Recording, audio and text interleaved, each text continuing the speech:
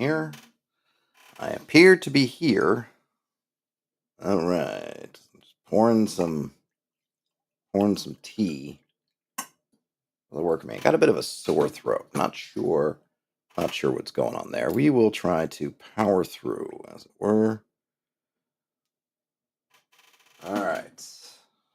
Got some tea. And a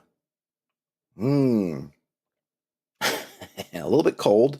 Not quite iced tea, but definitely not hot. All right. Well, let's see what we got. So, as may have been, well, I know it was mentioned. I know I have mentioned it. I was working on this map. Started off on one of these streams, either here or on the main channel, and started off in Worldographer, and then I kind of wanted to. I don't know. I've been enjoying hand drawing. I don't get to. I always lament not working on drawing and stuff. I also want to start doing more, sticking with digital. No, not digital.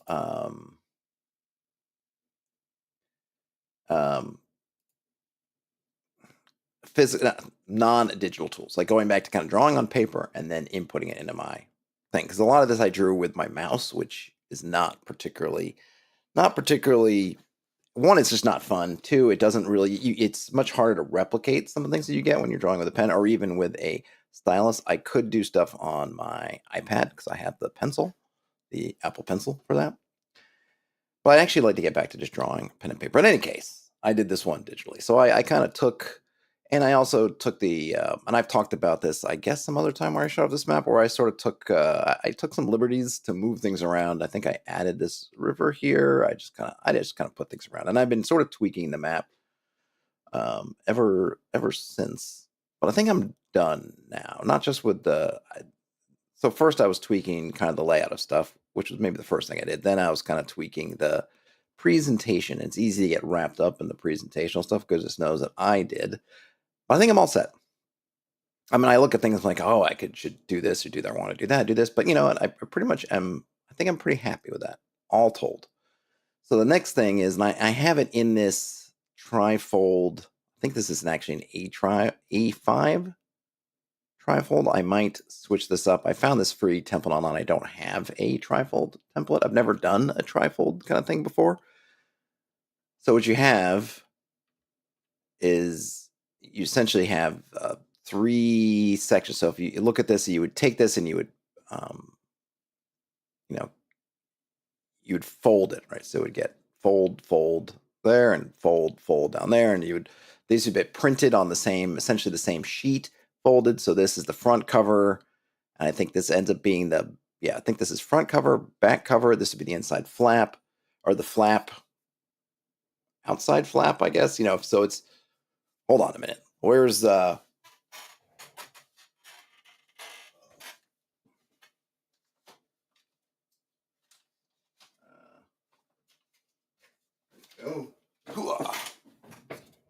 All right.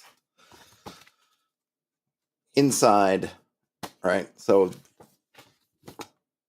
this top page is these 3, right? So the cover, back, and then this flap.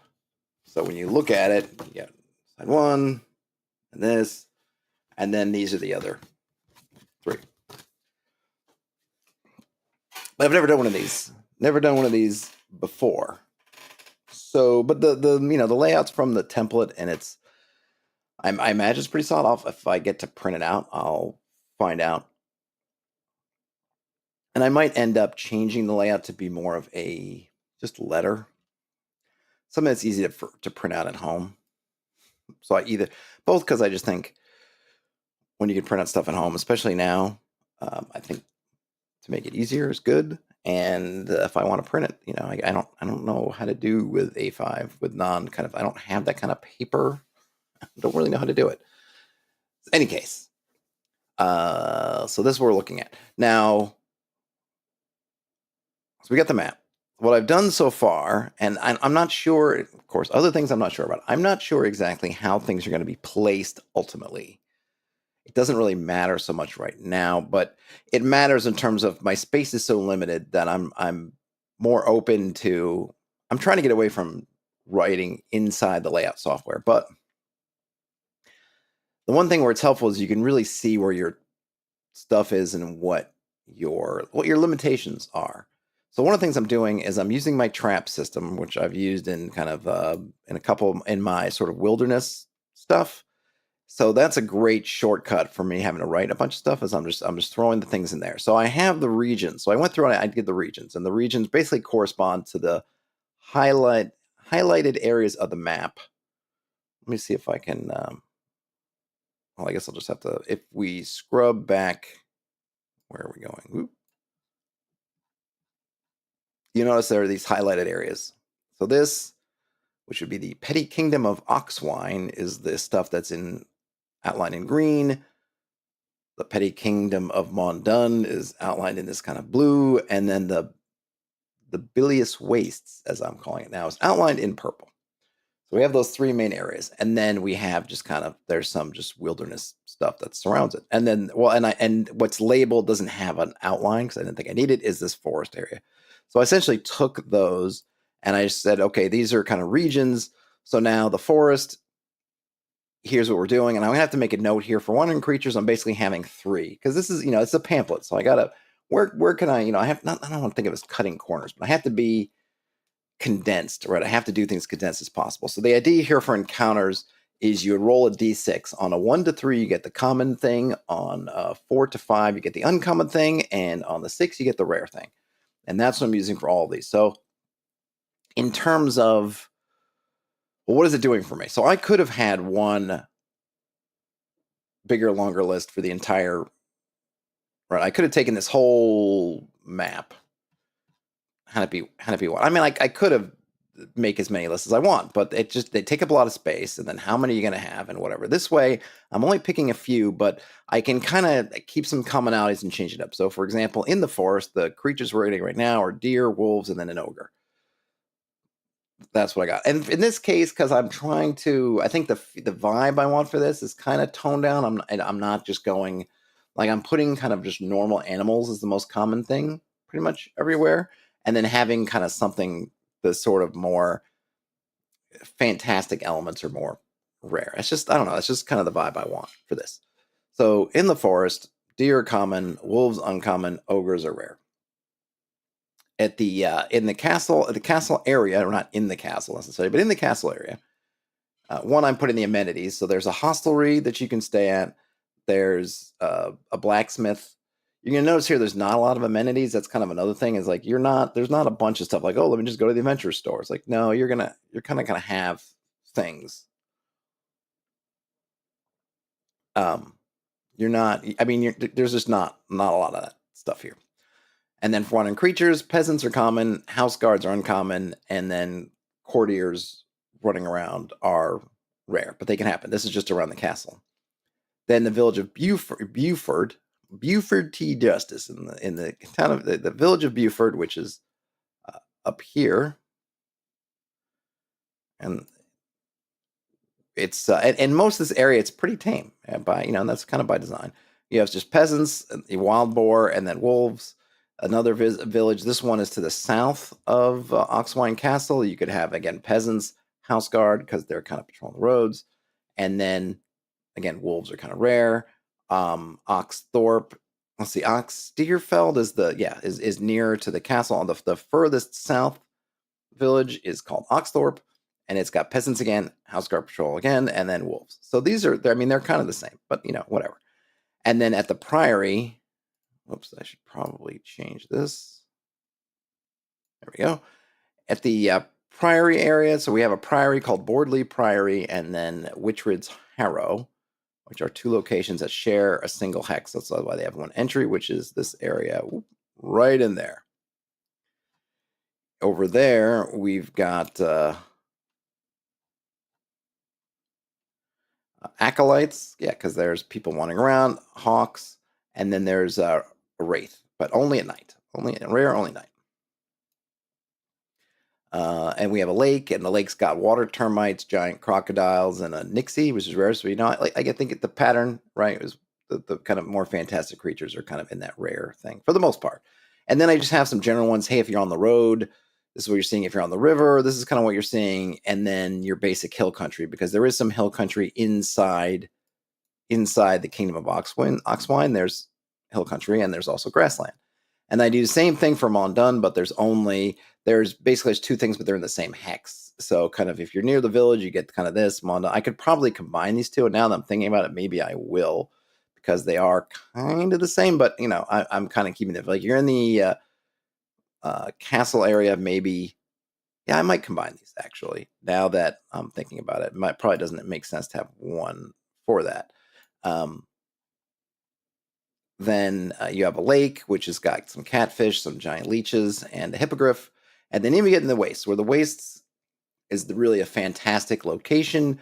It's got this special effect of the choleric fumes, which is I've just tweaked from what we got. I think in Worldographer, the original thing was that it was urine, kind of urine colored smoke. And I forget exactly what it did. Like you saw yellow or something. I don't remember. It was something a little bit strange. So this one I have, it's not, you have to save versus poison for every turn. This would be kind of an expedition turn, so every 3 or 4 hours. And you have to save against poison or you become befogged. If you're befogged, you get surprised more often and you can't see the pyramid. So there's a stone pyramid at the center. And I had a pyramid symbol on here originally. I just really wasn't happy with it. So I decided that I was just going to leave it as the skull and crossbones. And I could probably put, or maybe I should write in there, stone pyramid for that. I haven't done that. That maybe be the one ad that I'll add in. In any case, you can't, if you're befogged, the pyramid just doesn't seem to appear for you. You just can't see it. And then this condition can be undone if you with a healing spell or 8 hours of rest. So you probably have to leave and come. In some ways, it's kind of a delaying, though you probably won't know. Maybe I should have the effect. I like the idea that you can't see the pyramid if you're befogged, but I wonder if it's got to be something. Maybe your vision becomes foggy. I'm not sure. I'm now thinking about it, and this is one of the other things that's kind of interesting when you're designing something that's kind of this svelte, is that you might have a lot of information to tell somebody, but how do you tell them? Or you don't have the space. If I just had writing in a kind of a blog post where I could just go on forever, or I'm writing just in a Word doc, I could just write out everything I want. But when you're in this limited, right, this kind of really limited space, what you can write, you have to be very succinct. You have to kind of be measured just in terms of what you decide to communicate. So I'm not exactly sure. I guess the thing is I'm thinking about, kind of occurring to me just now, is that, okay, so you become befogged, you can't see the pyramid, but you kind of have to know the pyramid is there. I think, well, there's a few things going on. This might work out okay. I'll have to put a note that, because I want them to be aware. There are people who know there's a pyramid thing in here. It's not a mystery. It's not that nobody knows it's there. It is definitely obscured by this stuff, but it's not an unknown location. It's just a location that's not visited, but it is known. So I think I just have to make a note somewhere that, hey, these are things that they know. And we'll get into that in a minute. We'll get into it in a minute as I start going into past this part. So I have the stone pyramid, which has got so in the bilious wastes, we got some. Now we get into more fantastic creatures because we're in a fantastic location: oil beetles, skeletons, and a zombie ogre. And then in then we have the stone period location itself, which is its own hex. So that's why I kind of have it there. We've got skeletons, a shade, and a gray ooze. The gray ooze could be really nasty, but I thought it should be kind of fun as it kind of lurking. Gray ooze is sort of merging in with the rocky ground. Now it is the one thing I'm aware of, and again, I'll have to figure out how to shoehorn in here a little bit of ideas or hints that, yeah, some of the stuff is tough. Because this is really, I'm thinking for kind of low level, your first, second level characters.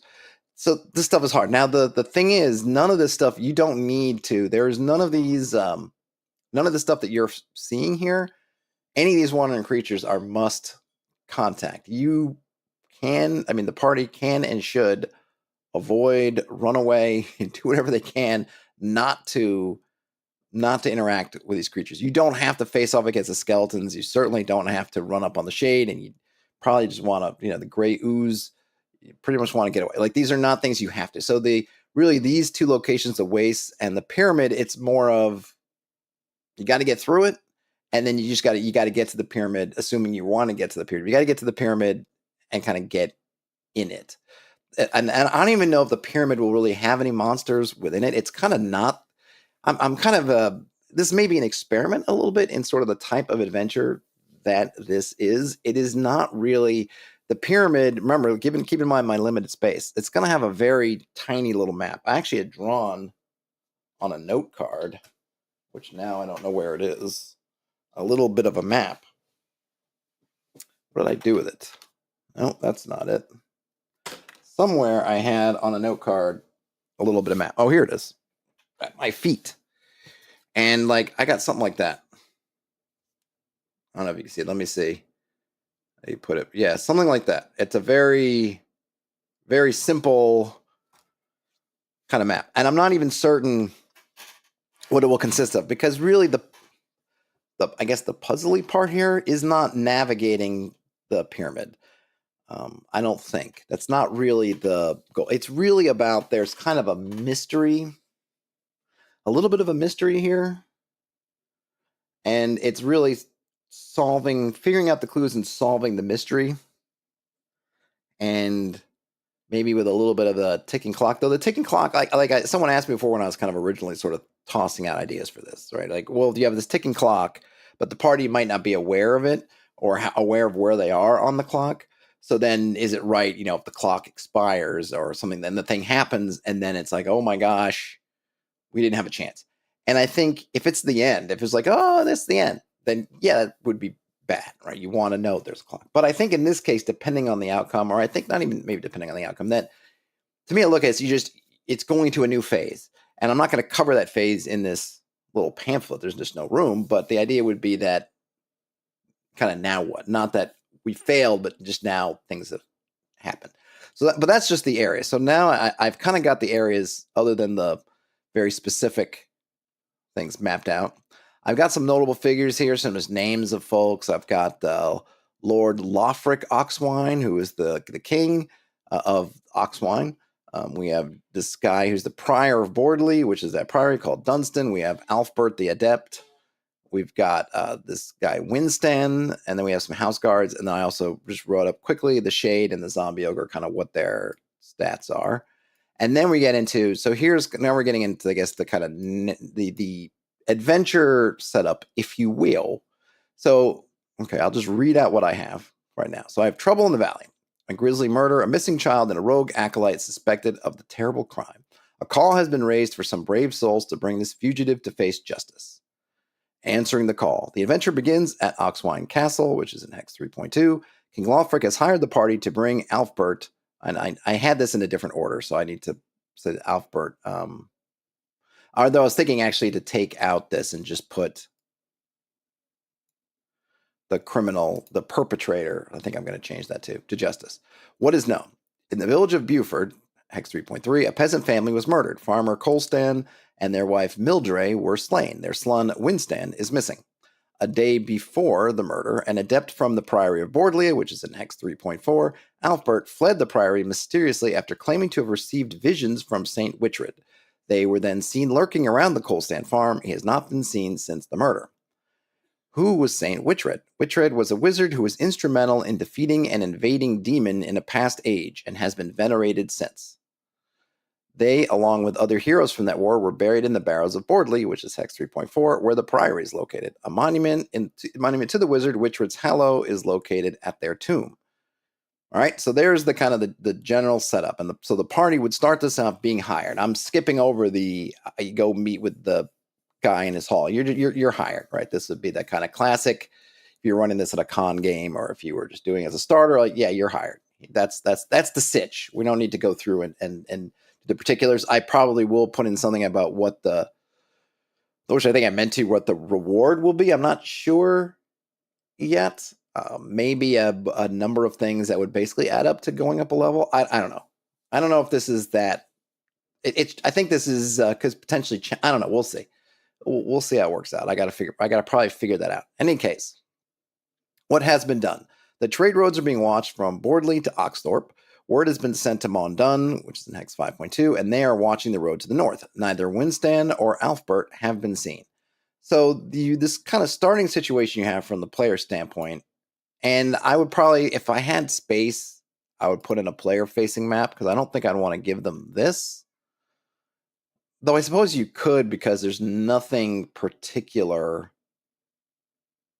on here. I mean, there's nothing unknown on here. So maybe you could show the players this if you wanted to. Maybe this would be a little bit too like, oh, like what is this thing here? But I don't know. Maybe not. Maybe it doesn't give much away. I'm not sure. In any case, so what we know is that the party's starting here. The crime took place here. The roads are being watched basically to the edge of, pretty much to the edges of the kingdom. So you have this area that's not being really watched, but then there's really, this road only goes into Mondun, and Mondun is also watching. So I think I'm thinking about it, and if this were presented to me, and this would be the presentation, right? So you think maybe it's the party. Well, what do we do? And I think what you have to do is you got two options. I mean, you could do anything you want, but if you're actually going to try to figure out what's going on, we don't know where the people are. There are two missing people essentially who we think who it seems to me that at least the thought process is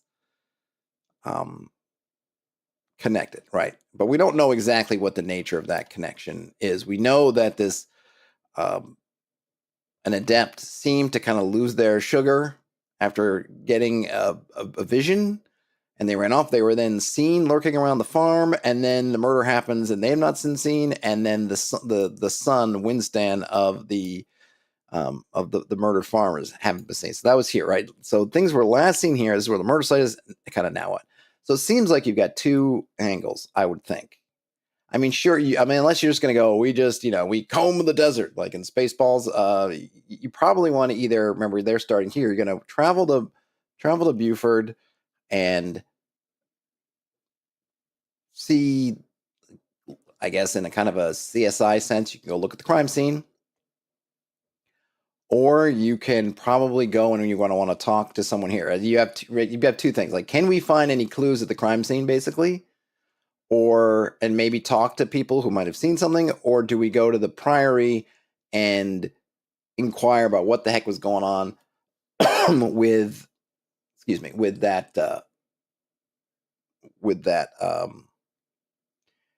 the acolyte who went missing? I don't know there's anything else logically to be done, though. Of course, it doesn't, the world is open to you, so I'm not forcing you one way or the other. But so that's where kind of I am writing now, or we're starting to write, was, all right, what do we have? So if you're investigating the mystery, because there is a mystery, kind of what have we got? What can we say we've got? As I spill tea on myself.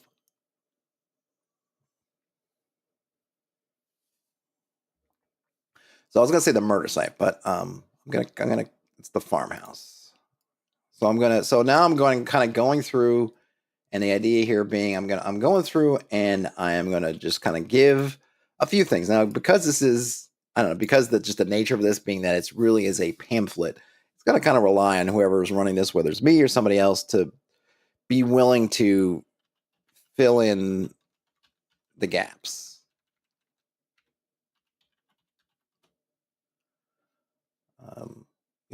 I need some.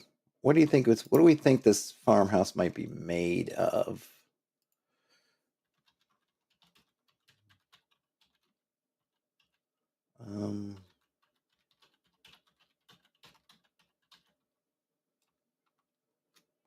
I'm just going to do a quick, little bit of a searchery about, I guess, what we talk about timber with a thatched roof.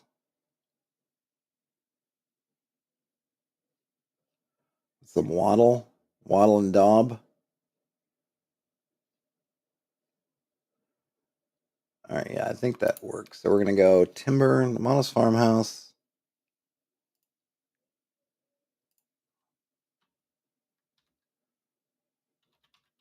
Timber frame.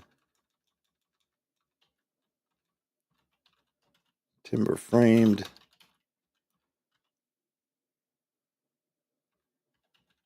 Walls of wall and daub.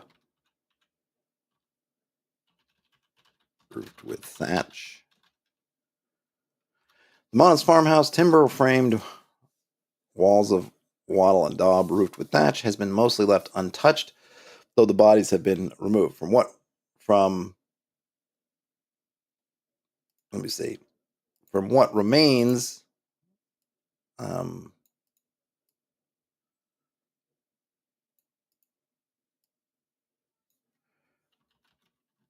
from the chaotic scene that remains, it is clear that the attack was frenzied.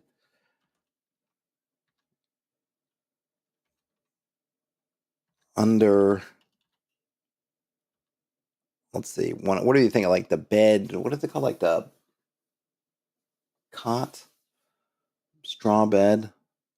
Under a straw, or one of the straw beds is a much worn, what we call it? Figurine of Saint Wihtred. Saint Wihtred, which I guess is going to seem probably obvious, is going to figure. It's going to figure. It's going to figure into this quite a bit. The figure of Saint Wihtred is going to be important for this. So I'm sort of setting that up a bit, right? So we just had the general location. We've got the fact that this guy Alfbert claims to have received visions from Saint Wihtred, which seems to maybe potentially have driven him mad, or at least to distraction.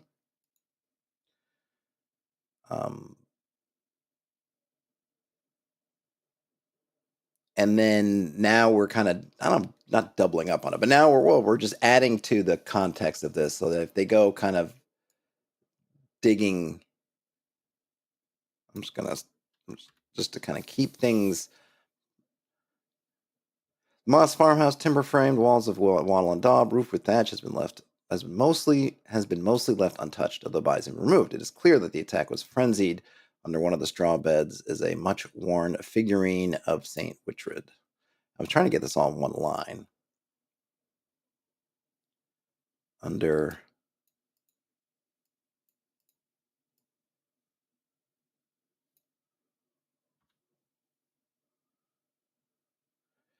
I don't know if I want to. It's clear they attack us. I don't know if I want to get into more detail or whatnot. We'll see how much space I have. That's kind of the thing. Is you got to be really concise because of the space. The space. Okay, so the farmhouse. Um,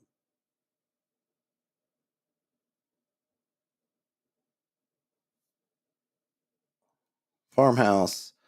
Kind of the only thing is, so you got the Saint Wihtred. If they find it, it's not something that's laying out there. They'll have to kind of dig into it. But if they find it, they got that. If questioned, villagers will So okay. Yeah, maybe I'll put. I need another. I guess I'll put neighbors. Ugh. If questioned, neighbors will confirm seeing Alfbert lingering near the farmstead. Yeah, so you can get a couple things there, right? You go to the farm, you see that.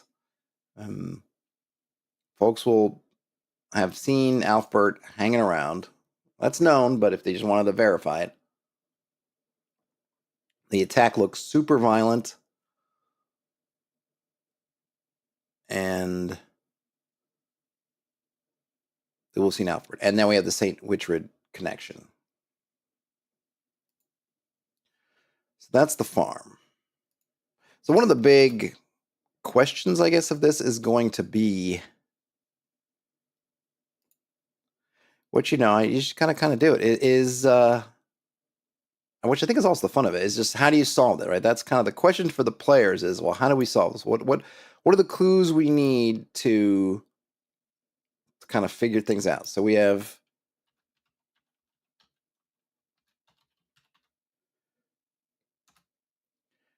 all right, so Bordley Priory, where's my guy? Who's the name? Dunstan.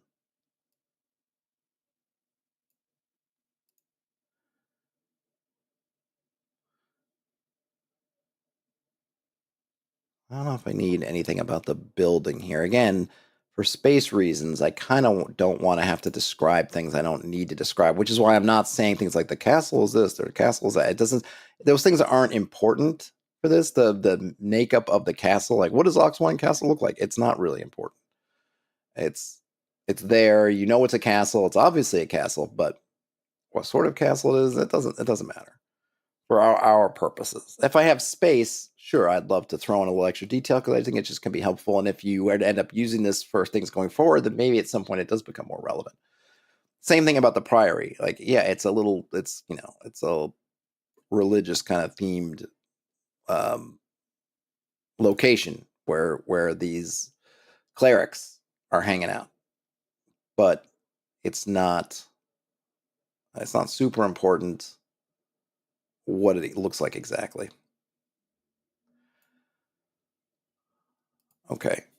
Let's see. So Bordley Priory.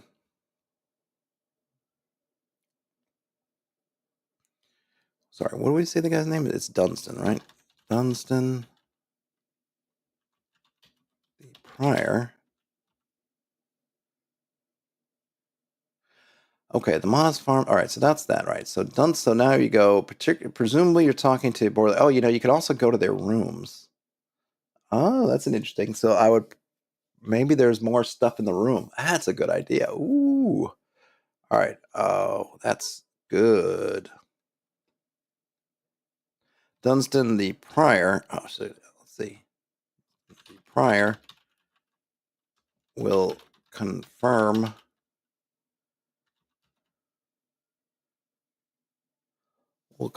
that Alfbert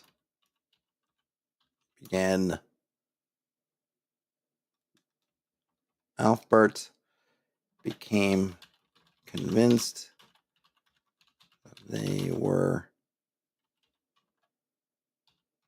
receiving important visions from Saint Wichrid, becoming what's the word? What's a good word? So, okay, Dunstan the Prior will confirm that Alfbert became convinced that they were receiving important visions from Saint Wichrid, becoming agitated and even violent. They fled from the priory after their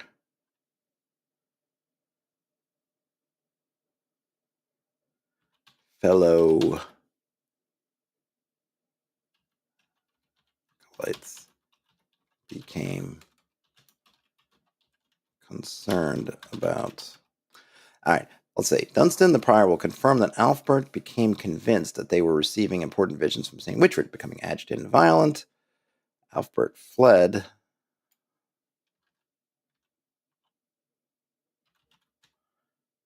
Right after being confronted. Okay, I think that's good enough. So Dunstan the Prior.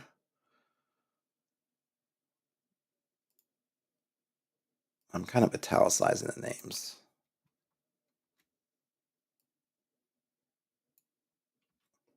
Will confirm that Alfred became convinced they were receiving important Should I say urgent?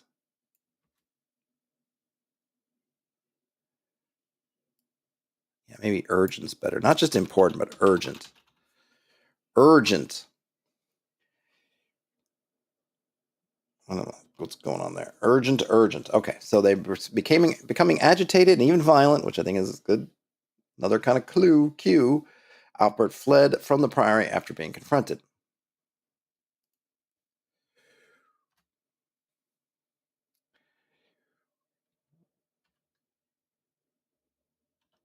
Let's see. Why is it? That's so weird. It does that. I want. Why are you not tabbing me like this one? I want to be like that. Why are you doing this to me? Isn't it the same thing? No. I want to highlight. There we go. Okay. If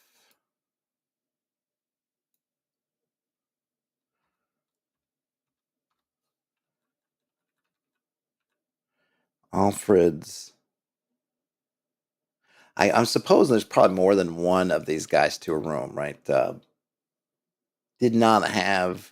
I don't think Alfbert had their own quarters. Alfred slept in a common. What would you call? What is sleeping quarters kind of called? What would you call it? What do we call the sleeping quarters? What do you call? Not a. I don't say bunks. Not bunks. Let's see.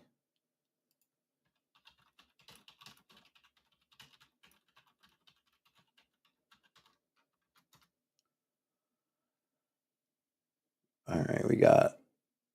Let's see. Oh, dormitory. Yep. Thank you. Slept in a common.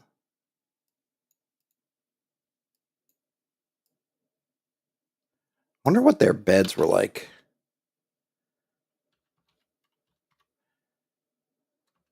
Maybe they did. Hold on. Let me see.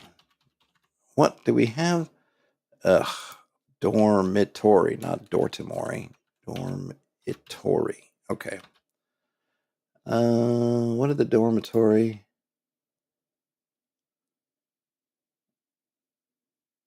look like?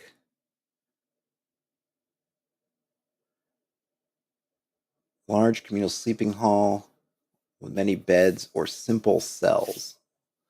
Huh. What did it look like, though? Do we have a look? What is this? Here's a map. I can't see. Where's my glasses? Oh, here it is. Okay. The cloister, the name. Yeah. I don't think we have any idea what they look like. What did the.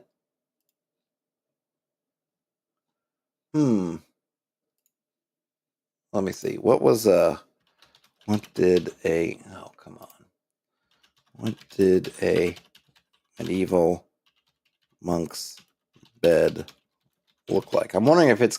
I want to put some more clues in there of maybe something scratched into the bed or something like that, but I need to. A wooden frame or boards topped with the mattress stuffed with straw. Whoa, look at that. What is that? Is that for real? A box bed? Wow. All right, here's something. Here's something you don't see every day. So we got a box bed. A small box bed, also known as a closed bed, or enclosed bed, less commonly shut bed, is an enclosed bed made to look like a cupboard. Half open or not. The form originated in Western Europe. Okay, late medieval furniture. Interesting. In Brittany, the closed bed is traditional furnishing. All right. So you get some privacy there. Well, interesting. Is there anything about monastic beds in Wikipedia? No.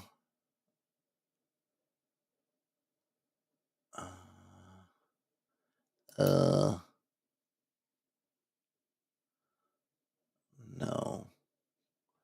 no monastic beds. I just want to know what I'm working with. I mean, obviously I could make something up, but I always like getting. That is cool though.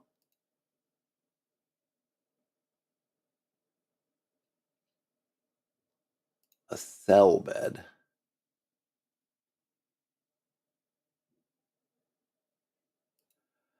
Okay, so we have this article here. I'll bring in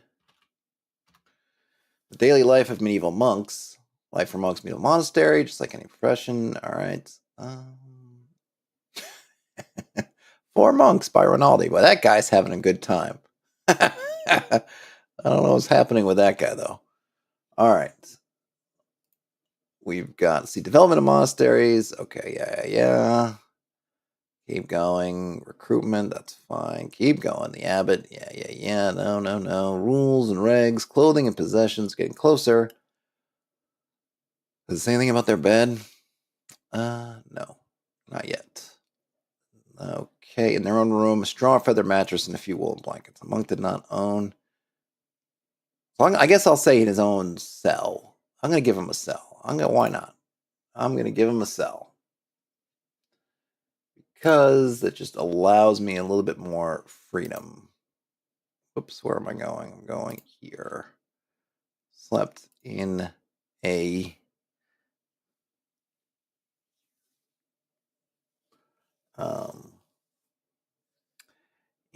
what do you call it?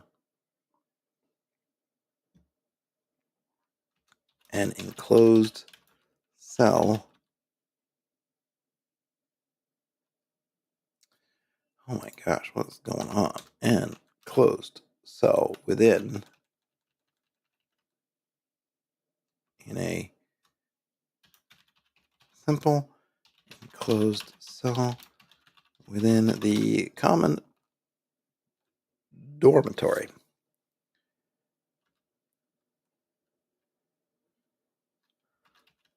Under his bed, scratched into the stone masonry. Alfred slept in a simple enclosed cell within the common dormitory. Under his bed, scratched into the stone masonry, are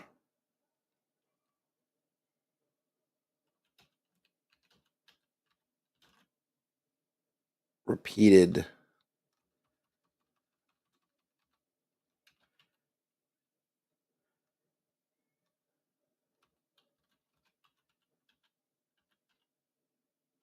I'll have to figure out what that phrase is.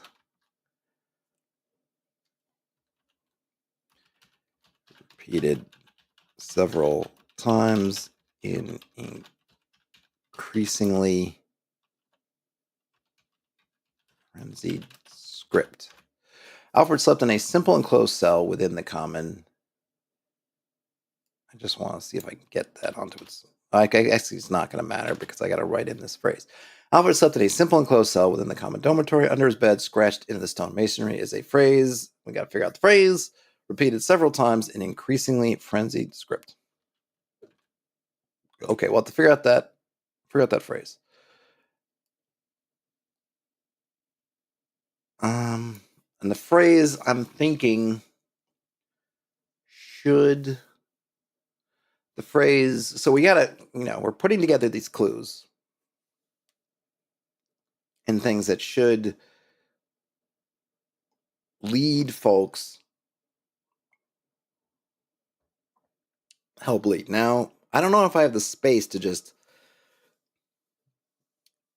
because with the mystery sort of thing, it's advised, common advice, which I totally agree with, is to just really you want to carpet bomb your locations with clues. We don't have a bunch of locations. There's only really,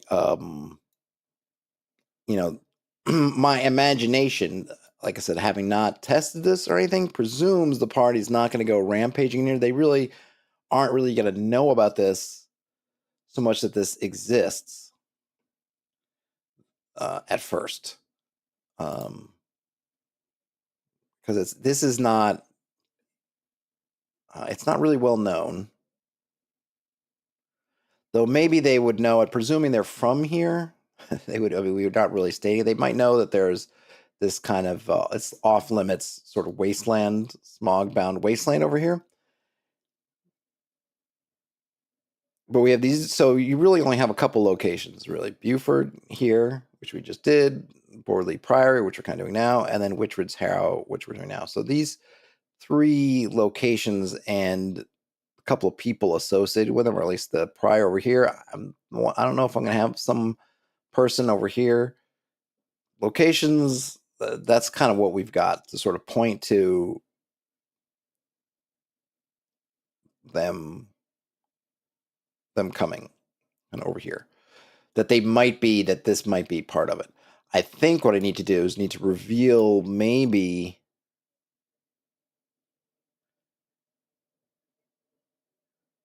So that we have to talk about the visions, right? Because we need to.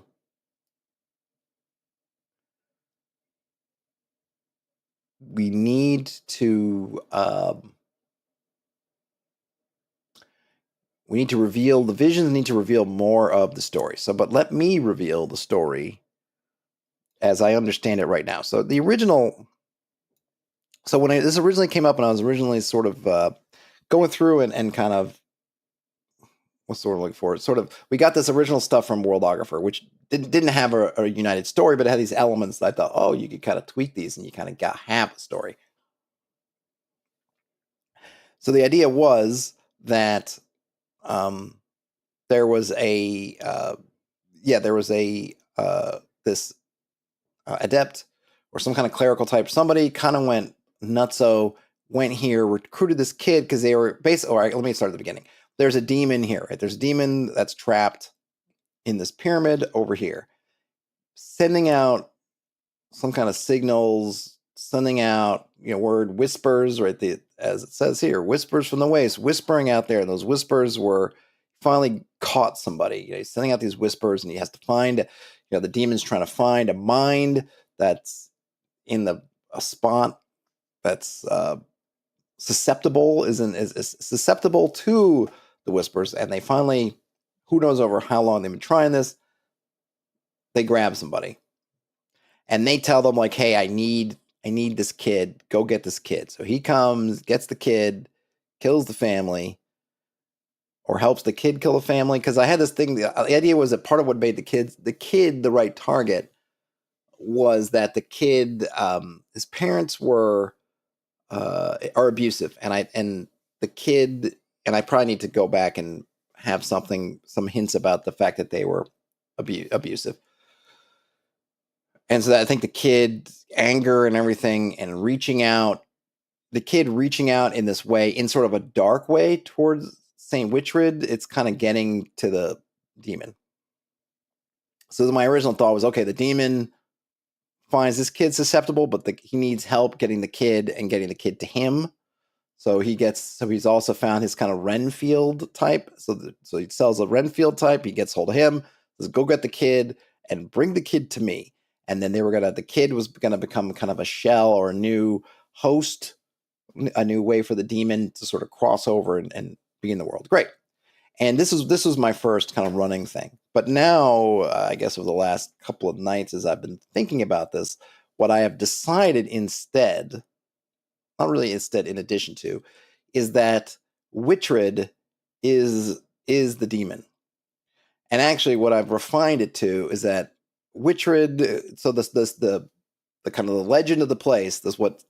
Is that there is a big battle between this demon and then the people of this area, and the demon was defeated and locked away in this pyramid, and a whole bunch of people died, heroes, including Witchred, this who was then sainted because he's been venerated afterwards as a saint, right? His sacrifice. But he didn't actually die. What Witchred did was, I think, the only way. So my conception about this demon, and maybe demonhood sort of in general, is that, like in popular kind of occult fiction and stuff, right? The demons can't just get into our world. They can't cross over. Otherwise they would, and they would just ravage the place to be done. They need to be summoned. They need people to open doors for them, almost like a vampire. They need to be kind of invited in, and they kind of need an anchor. They need that kind of host to be here. So who knows? I haven't really thought about it. It doesn't really matter back when this original battle stuff took place. What would the demon's anchor, host, whatever it was? Doesn't matter. But at the end of it, somehow it turned out that they had to trap the demon. They couldn't just kill it because then it would just go back to its plane, which is okay, but doesn't necessarily, like, if this demon for whatever reason has its mind set on this place, and maybe it's an interesting thing to think about, like, what is the demon after here? Then sending it home doesn't solve that problem. I mean, it might put off the problem, but it doesn't solve it. And you say, okay, well, what you got to do is you got to go to the plane, you got to go to the hell or wherever plane we're talking about, and kill the demon on its home turf.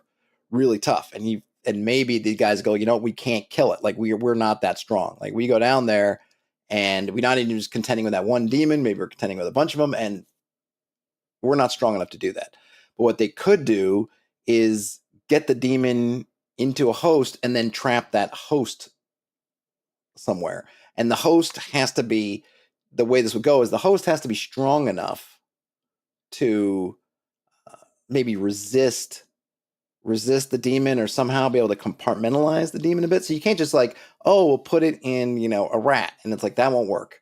We'll put it in this guy, like, that won't work. You have to put it in somebody who can somehow contest the demon. A little bit like if you think about, in a weird way, that movie, The Prophecy, where they put the general inside the little girl. The general's soul, go through the prophecy. I really like The Prophecy. It seems like a kind of a forgotten movie, whatever. But The Prophecy, the idea was that there's war going on in heaven, and this one guy who was a general in, I think, the Korean War, I want to say, and he was just brutal, and that the angels believe that his soul, at least one side believes, this guy's soul, with his knowledge, his brutality, whatever, it's going to be enough to flip the war, to win this war in heaven. And the good angels, the good and the bad are kind of racing to get this demon, this general's soul, because the general dies. He's an old man. It was the Korean War, and even though this movie came out in the 90s, the Korean War was still a long time ago from that point. I think it was in the 90s. Yeah, pretty sure. So what the good angel does, or one of them, takes the soul of the devil, or takes the soul of the general, knowing that he can't, that he's like a marked man, a marked angel, I guess. And he puts it inside a little girl. Or he actually gets wounded too. I think he might get kind of mortally wounded, but he's not dying right away. So he gets this girl, a little girl, and he puts the soul into her body. But of course, she starts to get sick and stuff because she's got this extra soul in there. Whatever. Kind of the same thing. They need somebody strong enough that the demon's not going to break out the moment you put him in, or anything like that. Or presumably something like a small creature wouldn't even work. And again, remember, they're not trying to kill it, because they're trying to do what they can to solve the problem longer. So they're thinking, we got to do something else. So they do is they put this a Witchred. Maybe he volunteers. Maybe he's the only one left who can. They put the soul in the body, and then they put him in something. Maybe it's make a little demi-plane.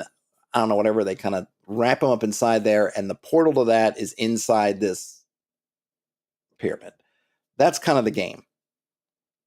Now, however long it's been, maybe even at a certain point they were thinking, maybe the idea was originally like, hey, well, you've made this big sacrifice, and we're going to figure out how to do whatever, right? But then it doesn't happen. People start to forget. It's kind of like the ring in Lord of the Rings. Yeah, we should have been looking for the ring, and all. We shouldn't have just let the guy. We know the guy fell in the river. We probably should have done a better job dredging it and everything, and doing that, and not letting the ring just kind of roll down until some random hobbit-like creature picks it up. But say la vie.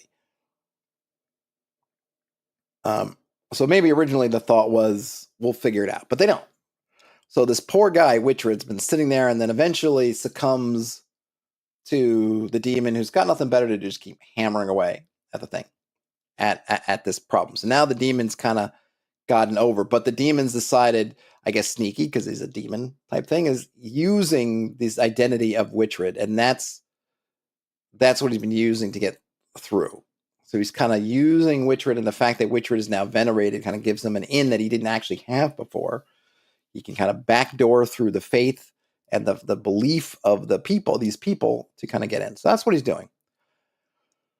So it's having a little bit of fun with one of these legends that's kind of part mostly true, but not exactly true. I think the idea I toyed with, I mean, I'm going to have it in here, but I don't know if the players will reasonably be able to do with it, is the idea that if you were able to get in the tomb, they'd see it's empty because there's nothing there, because it's not buried there. It's just that whatever was done wasn't written down or was lost, or, who knows, something else might have happened. There's a fire in the abbey, like, oh, this is this abbey, the other abbey burned down or something maybe, and then all this stuff was lost.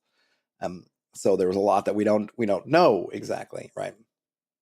And of course, over time, things change. So that's kind of your basic idea here.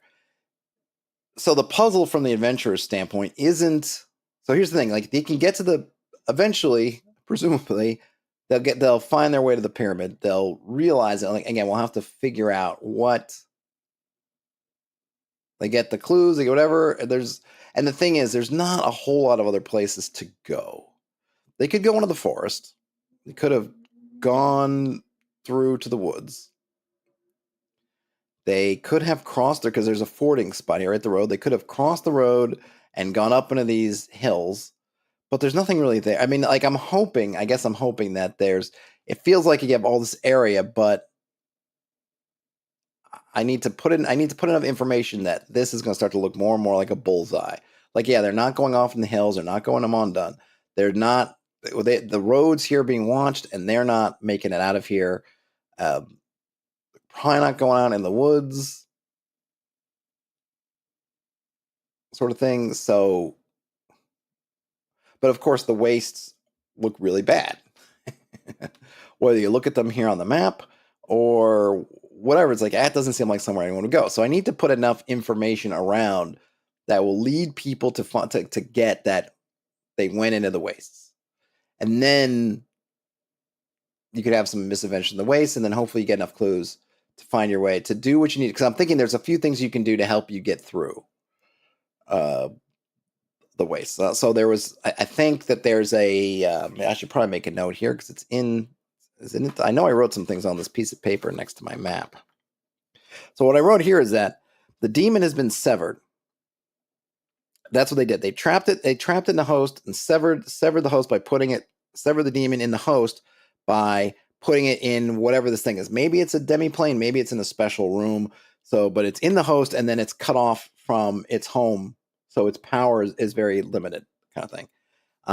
Killing it will free it to return to its plane, which will solve one kind of thing, but then maybe unleash another one. So, and I'm hoping that people would see this as being a little bit open ended. If they go in there and they kill the body, which is he's not going to have all the powers of the wizard and stuff like that. He's going to be kind of trapped in there, and I don't think it's not going to be. I mean, sure, I'll have some kind of challenge, but the challenge here is not go in and murder things. The challenge is really deciding what to do. Like, how when do you figure out what's going on, and then how do you decide to solve it? You can kill the demon, but then you send it home, which will, for now, but then you think, like, okay, something's going to happen here. Brian says this is a pretty complicated storyline. You think? Because I mean, there's because I don't feel like it's all that.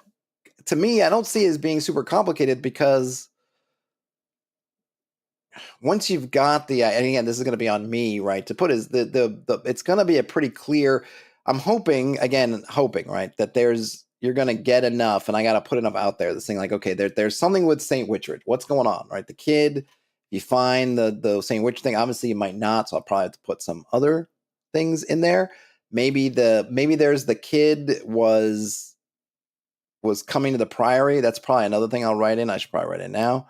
That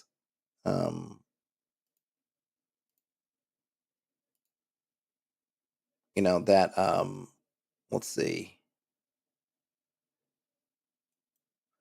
Let me put in another note. What's his name? Winston had been visiting the priory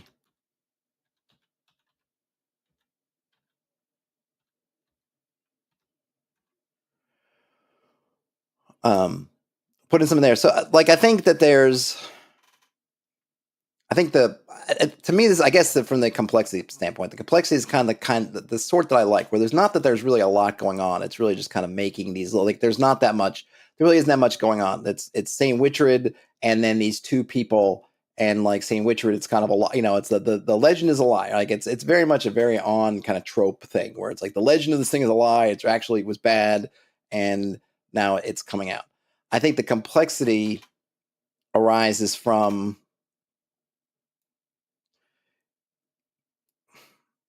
how you want to figure it out, right? You're kind of open-ended. You know where to go. Presumably the party will know the things to check out because you only got a couple of leads. It's like, hey, this thing happened in Buford, and we think it involves a guy from this priory who may or may not have gone nuts, essentially. So you only have two places to go. This two hexes, really, this one and this one. And I've tried to, at least in what I've written, is that you don't have to worry. The roads are being watched to north and south, so they're taking care of just this part. So you don't really have to worry about these two. I mean, I suppose if you're just out of it, you could decide like, oh, I want to go here and see if anyone's seen him, but that's being watched, and we're being watched up here. So I'm hoping the idea is that look, concentrate on these two. Can you discover something at the home that wasn't undiscovered? Is there something going on here? And maybe you can kind of track them down and get some sense about it. Now, we have a couple of people. We don't have really anybody at the farm because they're dead. We don't know, but you can find out that it was frenzied. I don't even know if that really matters, right? But the idea was it doesn't seem to be. I'm just trying to kind of reinforce the fact that it's not like a logical, like, oh, it's like all premeditated. Like it seems a little bit crazy because it is a little bit crazy. And then at the priory, you can learn that, hey, Alpert had gotten some kind of visions and then he was becoming violent and then he fled. And then if we go under his bed, and maybe I'll get into a little bit like what the visions are. Some things when you get in bed, you'll see some phrase, which I think is going to talk about the pyramid. And then maybe you know what I'm going to do? I'll put this at the hollow. So I'll have the other. And then at the hollow, what is that?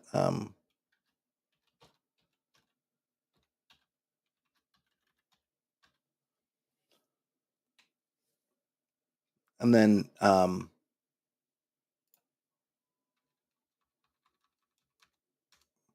Winstead had been visiting, regularly. So again, we're reinforcing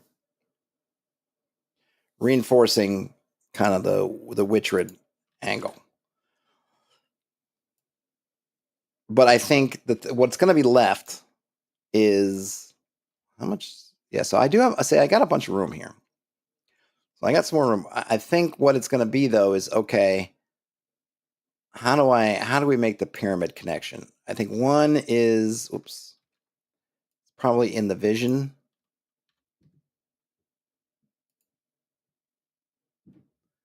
And then in the phrase. Something about the phrase here, and then overall the vision is going to point towards the pyramid. I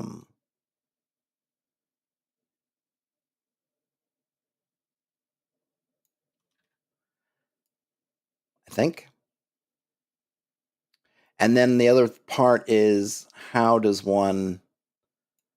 Because I think the way that I'm thinking about this, and maybe this is good, maybe this is bad, is that there's going to have to be some trial and error. Like you're not going to be like people don't go in here, but if they come in here and come back. So for example, the prior has, if we go to he's got cure light wounds, I believe. Yeah, he's got cure light wounds. So if you get befogged by ending up in the wastes, you can get cured. You can fall back, get cured, and that will undo the befoggment. And you can also rest. Though you're not going to want to rest in here, so you're going to have to get sidetracked, push out, All right, and so you're gonna have at least I imagine at least once, unless you get lucky. You can get lucky because it's not that long to get through. You could get lucky, make some rolls, and roll right through, get right past it. But presumably, you're probably gonna there's a good chance of getting kind of turned around. So you're gonna end up kind of having to go back and forth that way. And then I was going to also have that they can give you a blessing, and the blessing, if you get it, will help you basically because we have where was it? The shade. Like we have some undead here. We've got shade, and the shade. It can only be magical weapons. I need to put a note in there that, or maybe I'll put it there that you get a blessing, which will make your weapons magical when fighting creatures. Fighting creatures in the if the shade's in the waste. So there's a way to kind of get around that because you're probably not going to have magic weapons. And then the other part is what to do about the fog, the befogment, the billowing mist. I'm not sure yet. There might not. I mean, you might just have to figure it out. I'm not sure. But that is that for now. I feel like I'm in a pretty good spot. But it's really going to come down. So it's going to come down to a couple things. It's going to come down to whoever's running this thing, if it's me or somebody else, is going to have to understand what the party's going to need to be able to insert other people potentially, whatever. If they're not getting it, maybe I need to just, like I said, I need to keep peppering things around. I think at the Hallow, probably there'll be some murals or things there which will show the pyramid. That will kind of show that area so that they can get the sense of like, okay, like this is kind of what happened. I think I'll put in some more here of Dunstan the Prior can tell more of the story if they ask. I think is another way to do it because they're going to know. The people who are going to know the most are these guys. The other people, they may, you kind of like a saint, I mean, that's why I'm calling him a saint. They understand, like, oh, this guy, Saint Wichtred, he's like a good, but they don't really know much of the story. They may know the overall legend, like, oh yeah, a great battle was fought here, and they defeated this demon, but the odds and ends of how they defeated a demon, what did that mean? They don't know. The clerics over here, they know. So I need to just make sure to put enough out there that the players will hopefully ask questions about it and get enough information to push them towards the wastes. But I got to figure it out because it's tough. And the being in this pamphlet format means I don't have a ton of place to do things. So I really need to be mindful of putting enough stuff in there. We'll see. All right, that's all I got for now. I'm sure I will do more work on this, and then maybe tomorrow, if all goes well and I'm able to stream, I will do work on it tomorrow. But for now, I got a jet, folks. So thanks for hanging out. Enjoy the rest of your day, night, whenever you end up watching or listening to this. Game on, everybody, and I'll talk to you later. Bye now.